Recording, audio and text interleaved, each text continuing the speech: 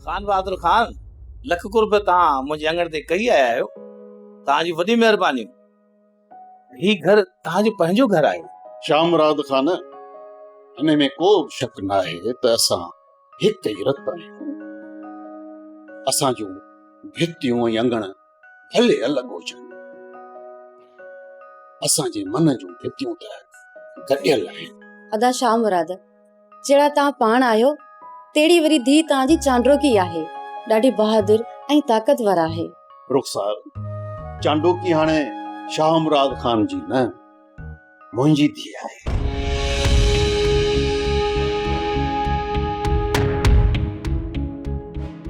शामराद खान, आउं चाहियां थो त चांडोकी थी शहरोज खान जी जल्द खां जल्द कुंवार बणिजी असांजी हवेली जी ज़ीनत वधे।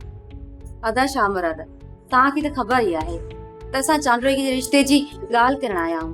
खान बहादुर साईं, अॼुकल्ह जा ॿार त ज़िद था कनि त हू पंहिंजी ज़िंदगी पंहिंजे तरीक़े सां गुज़ारी। खान बहादुर साईं, मूंखे चांडोकी खां हुनजी मर्ज़ी पुछणी पवंदी।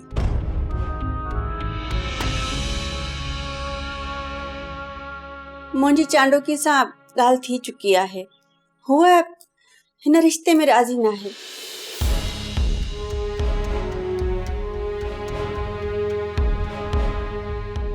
पर भॼाई महिरुनि सां तव्हां ईअं कीअं फ़ैसिलो सादिर करे छॾियो? इहे ख़ानदानी मसइला ऐं ॻाल्हियूं त वॾा तय कंदा आहिनि। तव्हां कीअं था फ़ैसिलो ॿुधाए सघो?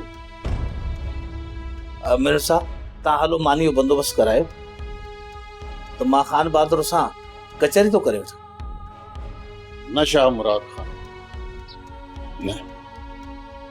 पहिरीं असीं वात में ठोकंदासीं ऐं उन खां पोइ असीं मानी खाईंदासीं।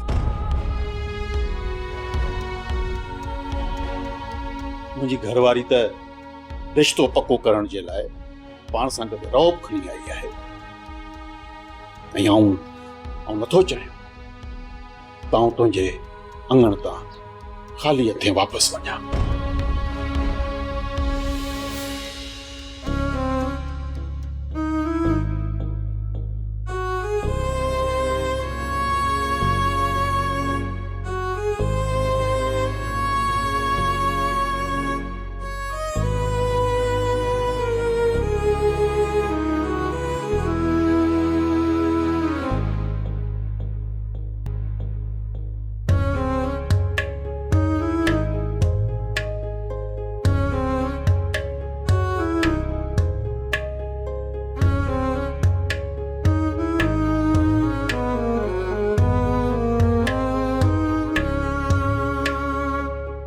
शामराद खान, हिते सभु ॻाल्हियूं मुंहिंजी तवक़ जे ख़िलाफ़ थियूं आहिनि।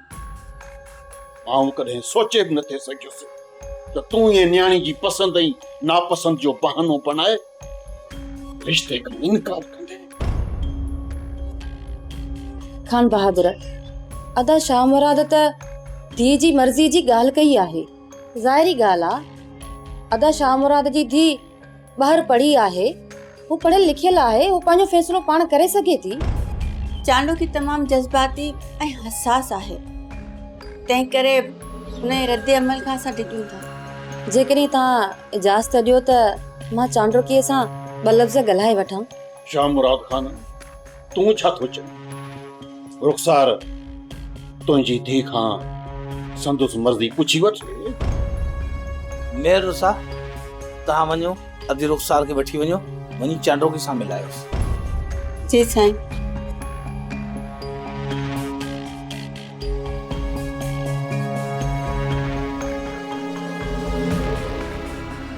शामराद खान, हिकिड़ी ॻाल्हि चवां जे दिलि में न करी। जेको न मर्द औरत जे मशवरे जे पुठियां हलंदो आहे न, उनजी न अॻियाड़ी चङी न वरी पछाड़ी चङी। मुड़ुस थी राज सां हलण सिख। खान बहादुर खान, अगर जो औलाद डूंगरनि खे बि हुजे हा न त उन्हनि जा बि कुल्हा झुकियल ॾिसी। ऐं मां त न्याणी जो पीउ आहियां, ऐं नाज़नि सां पाली आहे। हेॾे वॾे घर जी मालिकाणी आहे, हुनजी मर्ज़ी त पुछंदुसि न। हेॾो वॾो फ़ैसिलो मां हुनजी मर्ज़ी जे बग़ैर त नथो करे सघां। हुनजी मर्ज़ी पुछण लाज़मी आहे। खान बहादुर खान, असांजे दीन बि त असांजे न्याणियुनि खे रज़ामंदी जो हक़ ॾिनो आहे। खान बहादुर, वेरुन जी वस्ती, वेरुन जी वस्ती। सब्सक्राइब कयो असांजो official YouTube channel Singh TV HD drama ऐं वधीक अपडेट लाइ बेल आइकन खे क्लिक करियो।